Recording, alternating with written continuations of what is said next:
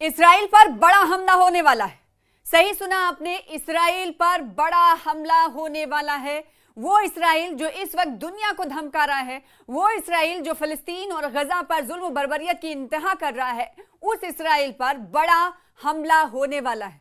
हम ऐसा क्यों कह रहे हैं? क्योंकि इस्राइल पर बड़े हमले की तैयारी कर रहा है यमन। यमन की नेशनल साल्वेशन हुकूमत ने ऐलान किया है कि सिहूनी हुकूमत पर कारी जर्ब लगाने के लिए हम पूरी तरह तैयारी कर रहे हैं। तैयारी किस तरह से हो रही है और क्या कुछ किया जा रहा है, ये इस वीडियो के जरिए आपको बताएंगे कि इस्राइल पर दबाव बनाने के लिए पूरी दुनिया में जहां एक तरफ कोशिशें की जा रही हैं, ना सिर्फ कोशिशें की जा रही हैं बल्कि कदम से कदम मिलाए जा रहे हैं, एहतजाज किए जा रहे हैं, विरोध प्रदर्शन किए जा रहे हैं, तो दूसरी तरफ हमले की तैयारी भी हो रही है। यमन हमले की तैयारी कर रहा है। यमन की तहरीक अंसारुल्लाह के सीनियर रहनुमा ज़ैफुल्लाह शामी ने कहा है कि तहरीक अंसारुल्लाह सिहूनी हुकूमत पर अचानक एक भरपूर हमले की तैयारी कर रही है। अब देखिए हमला कैसे होगा, किस तरह का होगा, किस मिसाइल से किया जाएगा, किस तरह का अटैक होगा, इसकी तफसील नहीं दी गई है। लेकिन यह हमला कब किया जाएगा, इस हवाले से भी कोई जानकारी नहीं दी गई है। और यह जरूर कहा गया है इतना कि यह हमला जो सिहूनी हुकूमत यानी इस्राइल की सरकार पर, बेंजामिन नेतन्याहू पर जो हमला होगा वो अचानक होगा और वो हमला भरपूर होगा, जिसकी तैयारी हम कर रहे हैं। अशामी हुकूमत ने तहरीक अंसारुल्लाह की गैर मामूली सलाहियतों पर ताकीद करते हुए कहा है कि हम ऐसा अचानक हमला करेंगे जो दोस्त और दुश्मन दोनों को हैरत में डाल देगा। देखिए हमला ऐसा होगा, ये कहा जा रहा है साल्वेशन हुकूमत की तरफ से कि हम ऐसा अचानक हमला करेंगे जो दोस्त और दुश्मन दोनों को हैरत में डाल देगा। अब हैरानी किस वक्त होती है, आप अंदाजा लगाइए कि किसी को पता भी ना चले और हमला इतना भरपूर और शदीद हो और पूरा का पूरा इलाका तहस नहस हो जाए, पूरे के पूरे इलाके में दहशत कहीं ना कहीं डालने की बात इस वक्त यमन की साल्वेशन हुकूमत की तरफ से कही जा रही है। किस पर? इस्राइल पर। और ये कहा जा रहा है कि हम इसकी तैयारी में जुटे हुए हैं, हम तैयारी कर रहे हैं।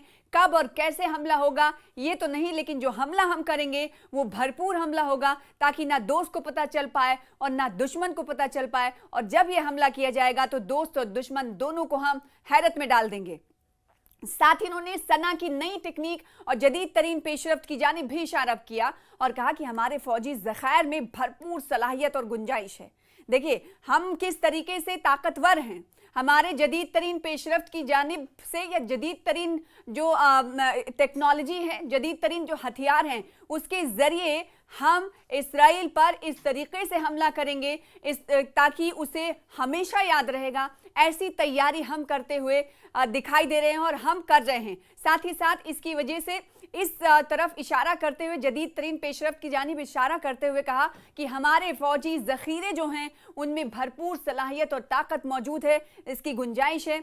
अशामी ने मजीद कहा कि मजीद वसाइल होते तो समंदर से उबूर करके फ़िलिस्तीनी महाज में शामिल हो जाते। देखिए ये बहुत बड़ी बात है कि जो फ़िलिस्तीन पर जुल्म बर्बरियत इस वक्त इस्राइल कर रहा है, भले ही दुनिया इकट्ठा हो रही हो, अशामी ने तो यहाँ तक कह दिया कि अगर हमारे पास मज़ीद रिसोर्सेज होते, वसाइल होते तो हम समंदर पार, समंदर को उबूर कर लेते और फ़िलिस्तीनी महाज में शामिल हो जाते। वो फ़िलिस्तीनी महाज जो इस वक्त इस्राइल का डट कर सामना कर रहे हैं और दर्जनों लोग शहीद हो रहे हैं, इसी फ़िलिस्तीनी महाज में शामिल हो जाने के बाद इस वक्त अशामी कहते हुए नजर आ रहे हैं। अशामी कौन है? वो तहरीक अंसारुल्लाह के रहनुमा हैं। तहरीक अंसारुल्लाह के रहनुमा का ये बयान मकबूजा फ़िलिस्तीन पर यमन की मुसल्लह अफवाज के वसी ड्रोन हमलों के बाद सामने आया है।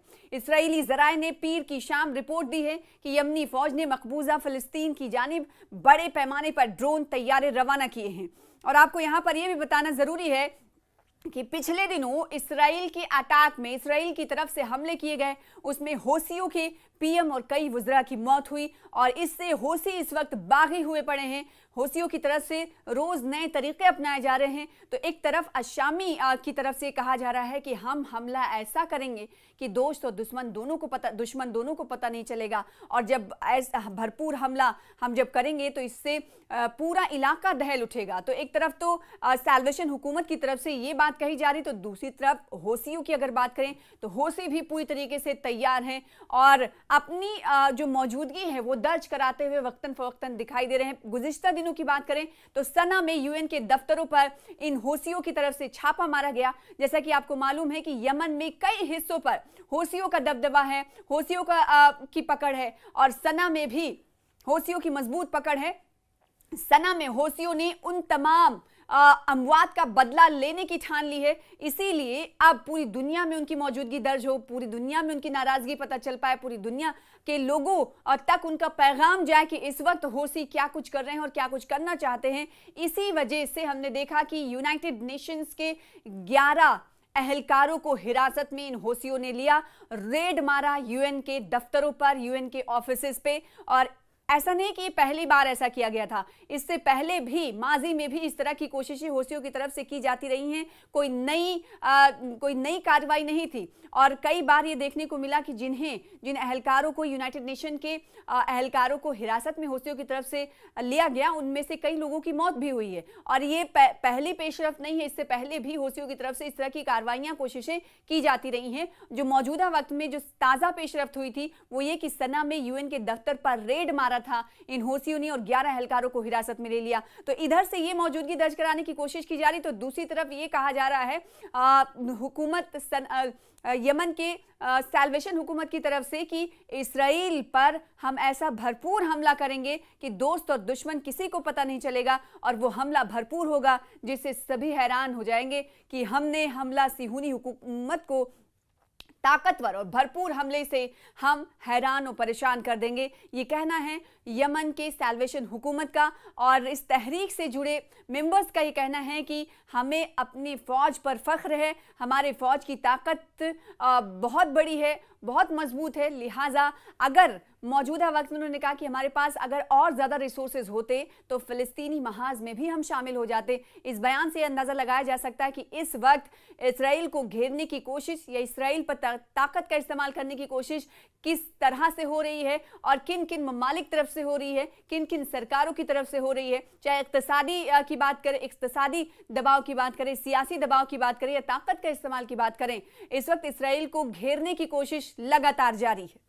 तो इसराइल को हर तरफ से घेरने की कोशिश इधर की जा रही है। मौजूदा वक्त में अगर देखें तो ये कहा जा सकता है कि लामबंद किया जा रहा है इसराइल को यूरोपीय यूनियन की तरफ से। सितंबर में आपको मालूम है कि झटका मिलने वाला है। यूरोपीय यूनियन के कई सारे ममालिक, आपको पता है कि 27 ममालिक इस यूरोपीय यूनियन के मेंबर्स हैं। इनमें से कई ममालिक ने टू नेशन थ्योरी को बढ़ावा देने की बात कही है और फ़लस्तीन को एक स्टेट के तौर पर तस्लीम करने की बात कही है। तो दूसरी तरफ हमने ये देखा कि इक्तिसादी तौर पर इसराइल को कैसे पीछे छोड़ा जाए और उसे किस तरीके से कमज़ोर किया जाए, इसकी भी हिकमत अमली वक्तन फ़वक्तन मुरत्तब की जाती रही है। और तीसरी तरफ हम देखें कि सियासी दबाव कैसे किया जाना है इसराइल पर, इसको लेकर भी कोशिशें होती रही हैं। और कई पिछले दिनों ये देखा गया कि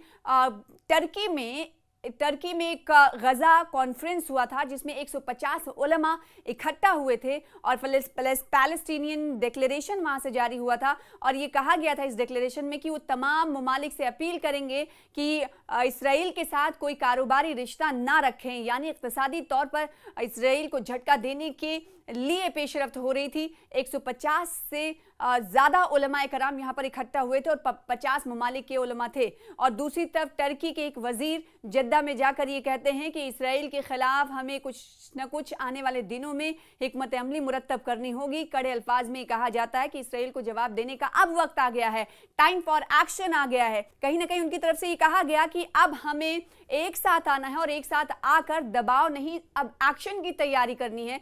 यानी इस वक्त इसराइल को सबक सिखाना है, इसके लिए अब हमारे पास ज़्यादा वक्त नहीं है, अब एक्शन उठाना पड़ेगा, एक्शन करना पड़ेगा। टाइम फॉर एक्शन आ चुका है और ये मौजूदा जो वक्त है, मौजूदा वक्त में ही हमें इसराइल को सबक सिखाने के लिए कुछ ना कुछ करने की ज़रूरत है। तो चारों तरफ से आपको बताएं कि इसराइल को घेरने की कोशिश लगातार हो रही है। अब यमन के अशामी सैल्वेशन हुकूमत की तरफ से कहा गया है कि वो बड़े हमले की तैयारी इसराइल के खिलाफ कर रहा है।